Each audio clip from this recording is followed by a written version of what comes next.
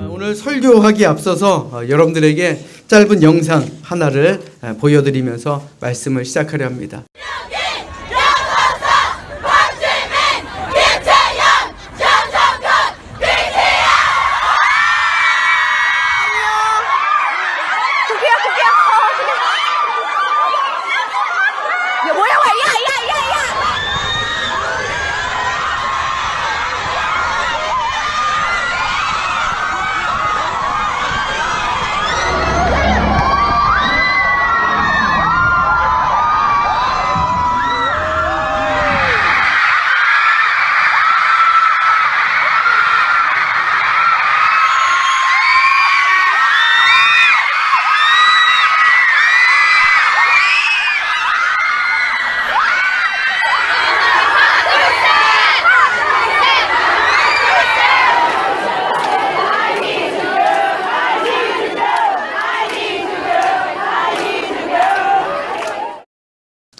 이 영상이 뭔가 하실 텐데 이 영상은 세계적으로 유명한 우리나라 보이그룹 방탄소년단의 해외 입국 반응을 촬영한 영상입니다.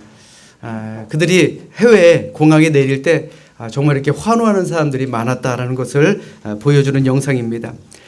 꽤 오래전 일인데 김포공항에서 일을 하고 있던 친구가 하나 있었습니다. 그런데 그가 퇴근을 하기 위해서 공항을 나서는데 정말 많은 학생들과 청소년들이 공항 청사에 옹기종기 정말 많은 사람들이 모여 있는 것을 보게 됩니다.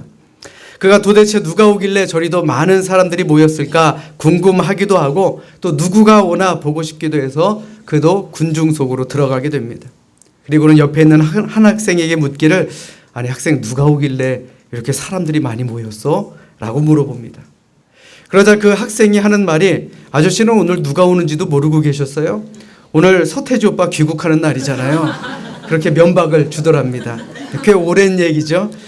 오랜 공백을 깨고 귀국하는 가수 서태지를 맞이하기 위해서 공항은 아침부터 초만원이었고 또 그의 모습을 조금이라도 보기 위해 많은 학생들과 청소년들이 이리저리 엉키고 또 공항 청사는 한마디로 난리가 아니었다라는 것입니다. 여러분들도 아까 영상을 보셨겠지만 스타는 어느 곳을 가든지 자신의 값을 하는 것을 보게 됩니다. 물론 그들이 가는 어느 곳이든 간에 사람들의 이목과 카메라 세례를 받는 건 당연하죠.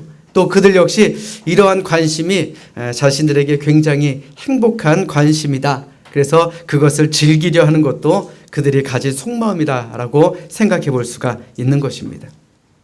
자, 그런데 지금으로부터 약 2000년 전 이와 같은 일이 똑같이 벌어지게 됩니다. 한 편의 영상을 여러분들에게 더 보여드리도록 하겠습니다.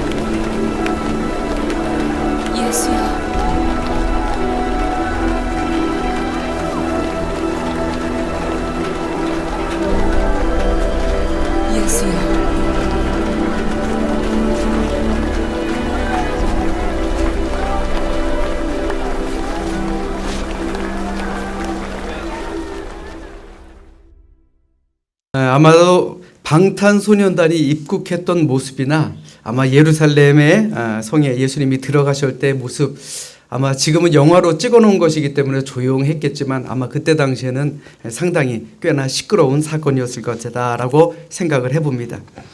오늘은 2019년 부활절을 앞둔 일주일 전 종려주일입니다. 이 종려주일은 십자가 순환을 위한 예수 그리스도의 예루살렘 공식 입성을 축하하는 날로 고난주간이 시작되는 날이기도 합니다. 또 만왕의 왕이신 성자 예수님께서 어린 나귀를 타고 겸손한 모습으로 입성하신 그러한 날입니다. 종려주일이라 라는 말은 예수님의 예루살렘 입성이 당시 메시아로 개선하는 왕처럼 오심을 환영하는 뜻으로 종려나무가지를 흔들었다 해서 종려주일, 밤선데이라고도 하며, 또 입성하실 때 사람들이 종려나무가지를 흔들어서 환영했던 무리가 호산나라고 외쳤다 해서 호산나주일, 도미니카 호산나라고도 합니다. 물론 이름과 의미가 무엇이든지 간에 오늘 우리는 2000여 년 전에 첫 종려주일에 있었던 일들을 돌아보며 그 의미와 교훈을 몇 가지로 살펴보고자 합니다.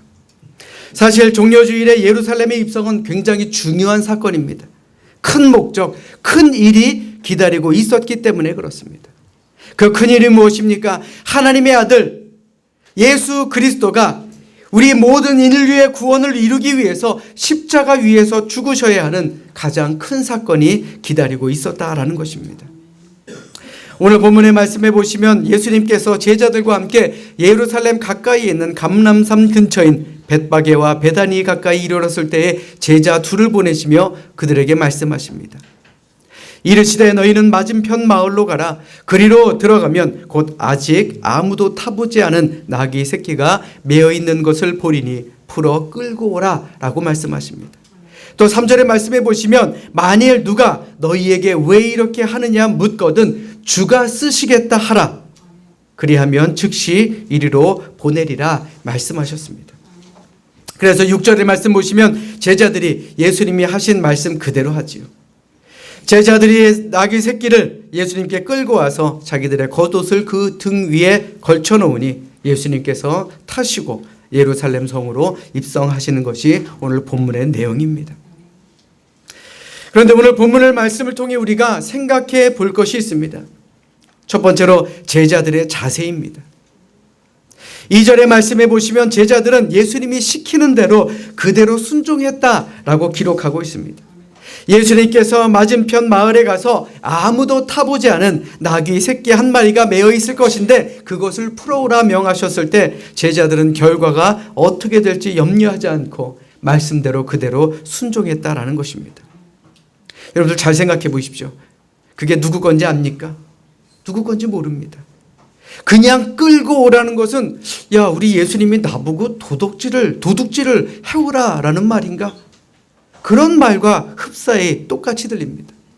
혹 주인이 나귀를 줄지 아니면 그냥 끌고 오다가 도둑으로 오해받을 수도 있었던 그러한 일이었습니다.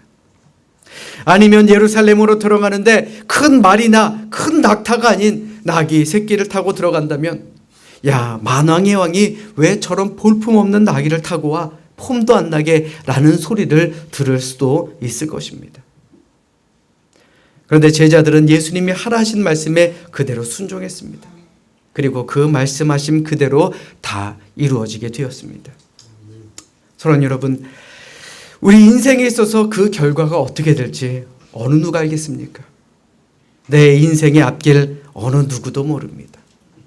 때로는 우리에게 주어진 그 길이 험하고 또 어렵고 또한 그 결과를 전혀 예측할 수 없는 그런 일들이라 할지라도 그것이 주님의 명령이요 주님의 뜻하신 말씀이라면 기쁨으로 순종하는 그런 신앙을 가져야 하는 것입니다.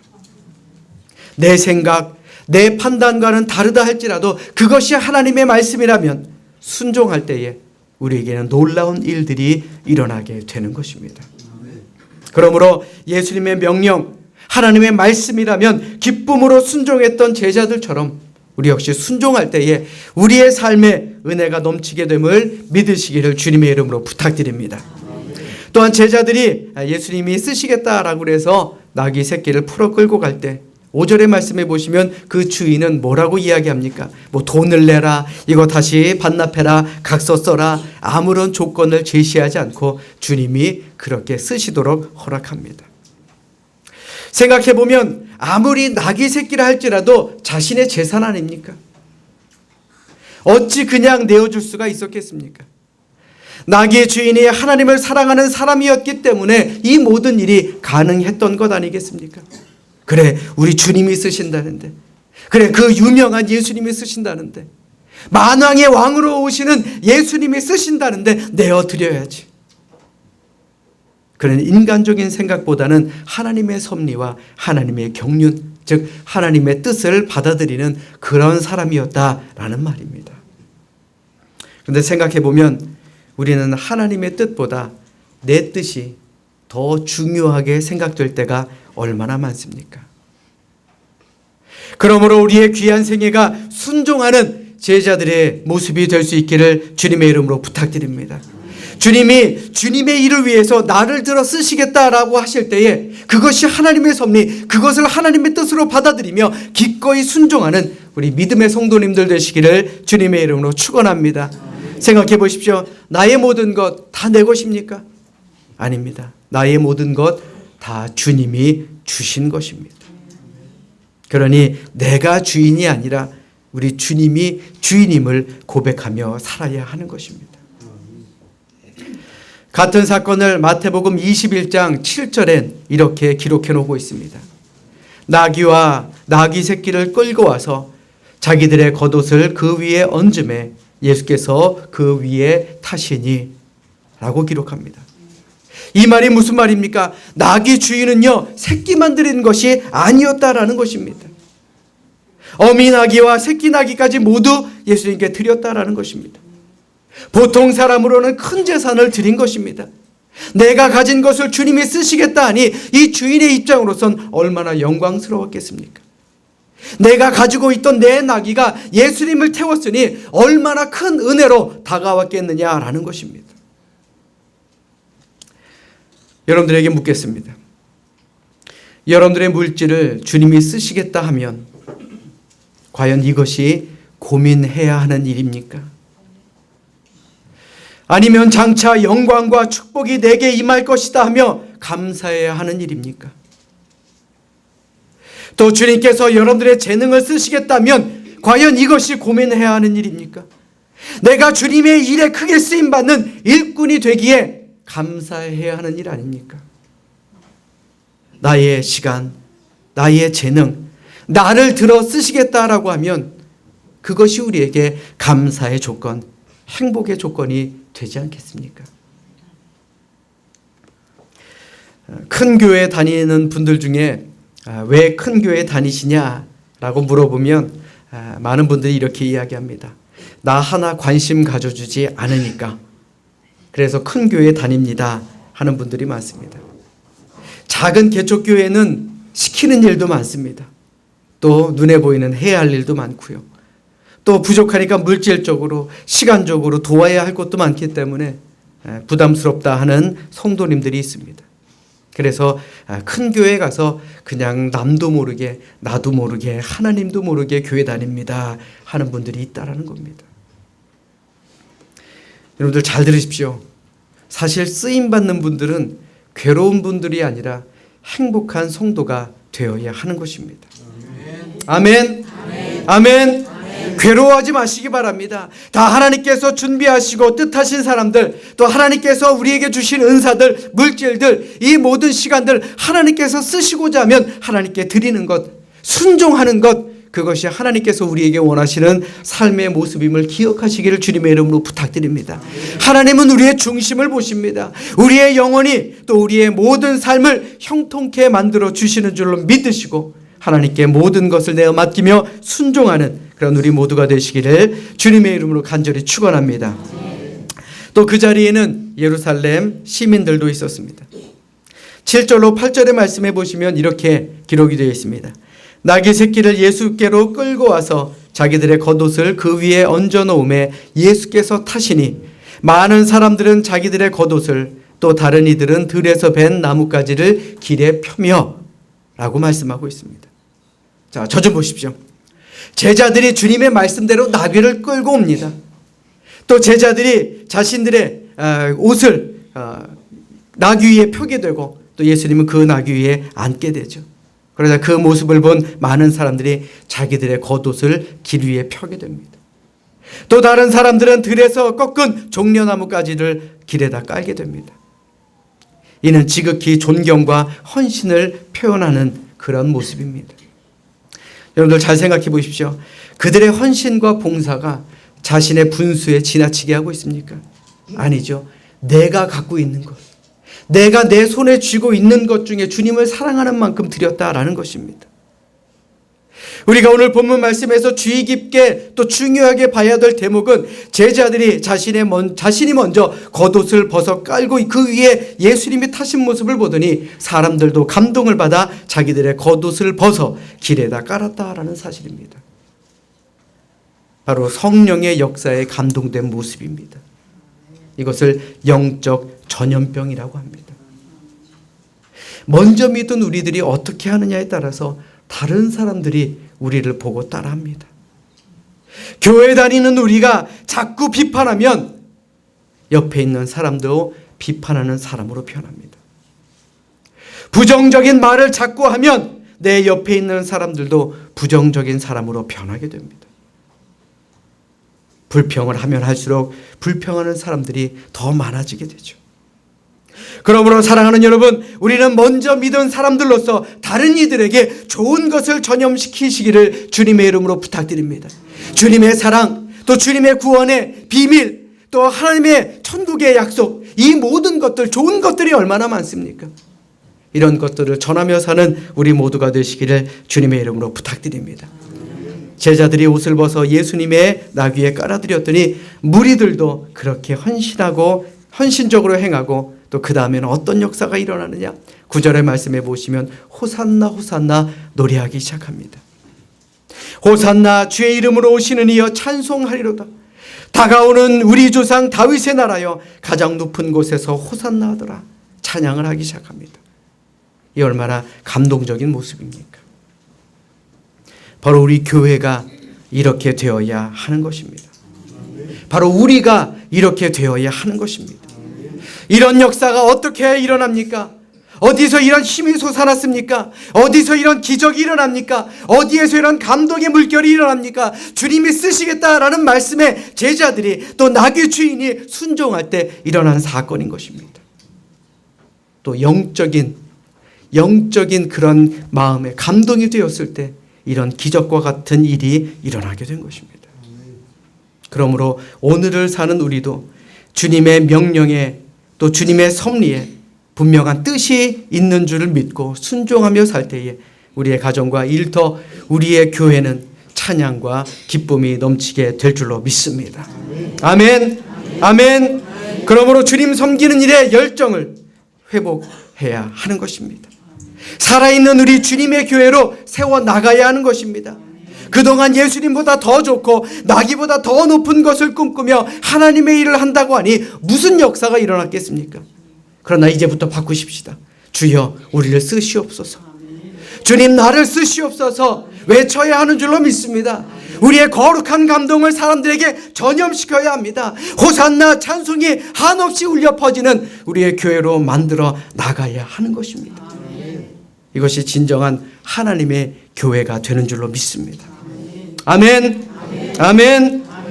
그런데 우리가 말씀을 읽다 보면 이런 의문이 생깁니다.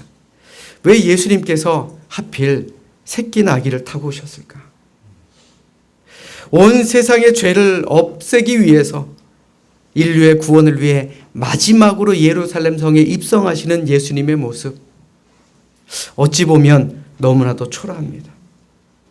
아니 기왕이면 승리와 개선의 상징인 군마를 타고 수천 군사의 호의를 받으며 위풍당당하게 입성하시지 왜 나귀, 그것도 새끼를 타고 입성하셨겠습니까? 예수님이 나귀 새끼를 타고 입성하신 것은 바로 겸손과 평화의 왕으로 오신다라는 것을 상징하기 때문에 그렇습니다. 세상의 왕으로 오신 것이 아닙니다. 모든 인류의 구원자로 오셨다라는 것입니다. 이것이 예수님의 온유함을 상징적으로 보여주고 있는 부분입니다. 이는 이미 구약의 선지자를 통해 예견되었던 그러한 사건입니다. 스가랴 9장 9절의 말씀에 보시면 이렇게 기록되어 있습니다. 시온에 따라 크게 기뻐할지어다. 예루살렘에 따라 즐거이 부를지어다. 보라, 내 왕이 내게 임하시나니 그는 공의로우시며 구원을 베푸시며 겸손하여서 나귀를 타시나니 나귀의 작은 것 곧 나귀 새끼니라. 이러한 모습이 오늘을 사는 우리에게 정말 필요한 모습 아닙니까? 오늘날 믿는 사람들은 내가 인정받기를 바라며 믿음 생활을 할 때가 얼마나 많습니까? 그러나 우리 주님의 심정으로 살아가시길 바랍니다. 누가 알아주기보다는 그 반대로 사시기를 부탁드립니다. 오히려 남을 높여주고 남에게 칭찬하시길 바랍니다. 겸손하게 하나님과 함께 행할 수 있는 우리 모두가 될 수 있기를 주님의 이름으로 부탁드립니다. 잘 들으십시오. 영적인 사람은요, 다른 사람이 나를 어떻게 대접하고 나를 어떻게 인정해 주느냐, 그것에 따라 일하는 사람이 아닙니다. 하나님이 나를 어떻게 보시느냐, 그것을 더욱 소중히 여기고 가치 있게 생각하는 사람이다라는 것입니다. 사랑하는 여러분, 낙이 새끼를 타시고 겸손히 평화의 왕으로 예루살렘 성에 입성하심은 바로 십자가를 지시기 위함이었습니다. 이 십자가의 고난 또 죽으심을 통해 하나님의 뜻을 이루시기 위함이었다라는 것입니다. 그러므로 우리의 인생을 방황하지 않고 의미 있게 살기 위해서는 정말 이 한 주간, 고난 주간을 정말 의미 있게 보내야 할 줄로 믿습니다. 아멘. 근데 고난 주간 얘기만 나오면 이렇게 고개를 숙이시는지 모르겠어요. 자, 우리 따라서 합니다. 나를 발견하며 삽시다. 자, 다시 한번요. 나를 발견하며 삽시다. 우리는 십자가 사건을 통해 죄인된 나를 발견해야 됩니다. 사람이 자기 자신을 가장 잘 이해할 수 있는 것이 바로 십자가 사건입니다. 십자가에서 내 진실하고 분명한 모습을 볼 수 있다라는 것입니다. 왜냐하면 십자가는 죄로 인해 저주받고 버림받은 자를 심판하는 사형 틀이기 때문에 그렇습니다. 로마서 5장 6절의 말씀에 보시면 우리가 아직 연약할 때의 기약대로 그리스도께서 경건하지 않은 자를 위하여 죽으셨도다 라고 말씀합니다. 경건하지 않은 우리를 위해서 예수님이 십자가에 달려 돌아가셨다라는 것입니다. 우리가 죄인이다라는 말이에요. 다시 말해서 죄로 인해 진노로 멸망해야 되는 것은 예수님이 아니라 바로 저입니다. 바로 우리 모두가 되는 것입니다. 그러나 예수님께서 십자가를 대신 지셨기 때문에 우리는 구원받을 수 있는 하나님의 자녀로 우리의 신분이 바뀌게 되었다라는 은혜의 말씀인 것입니다. 사랑하는 여러분, 이번 고난주간 가운데 먼저 나를 발견할 수 있는, 죄인된 나를 발견할 수 있는 우리 모두가 되시기를 주님의 이름으로 간절히 축원합니다. 우리 따라서 합니다. 사랑을 발견합시다. 다시 한번요. 사랑을 발견합시다.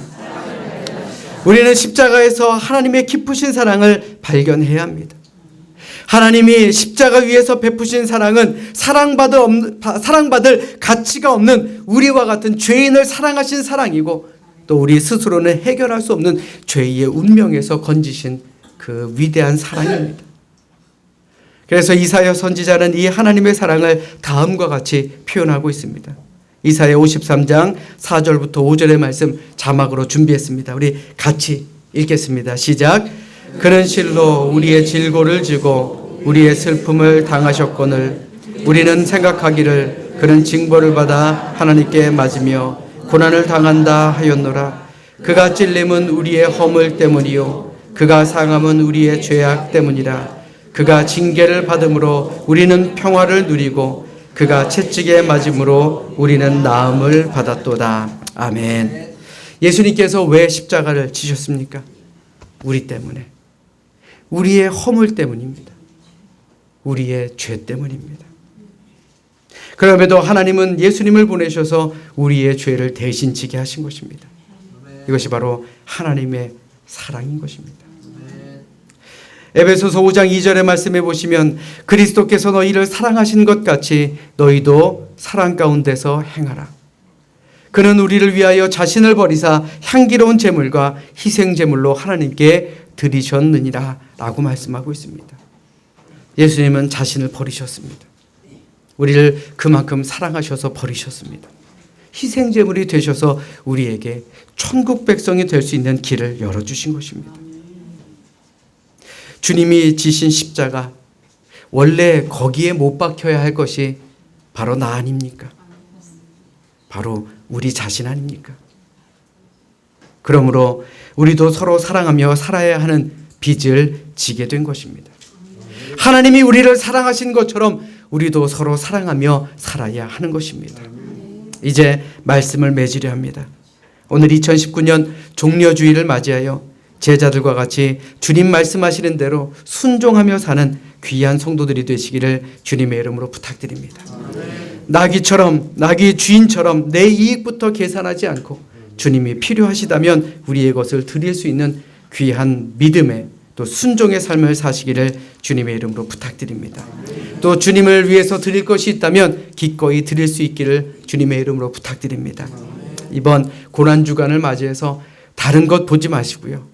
십자가 앞에서 묵묵히 자신을 살펴볼 수 있는 그런 은혜의 시간으로 삼으시길 바랍니다. 하나님, 십자가를 통하여 내가 무엇을 보기를 원하십니까? 하나님, 저 십자가와 내가 무슨 관계가 있습니까? 내가 저 십자가를 통해서 과연 어떠한 삶을 살아야 하겠습니까? 질문하시고 기도하심으로 십자가를 통해서 우리의 스스로를 발견할 수 있는 그런 시간이 될 수 있기를 주님의 이름으로 부탁드립니다. 이 시간 진정으로 바라기는 이제 하나님의 사랑을 우리의 머리로, 우리의 지식으로가 아닌 이제는 가슴으로 느낄 수 있도록 이 한 주간 또 더 나아가 한평생을 하나님 앞에 구별하여 드리는 귀한 삶의 주인공이 되시기를 주님의 이름으로 간절히 축원합니다. 축원합니다. 기도하겠습니다.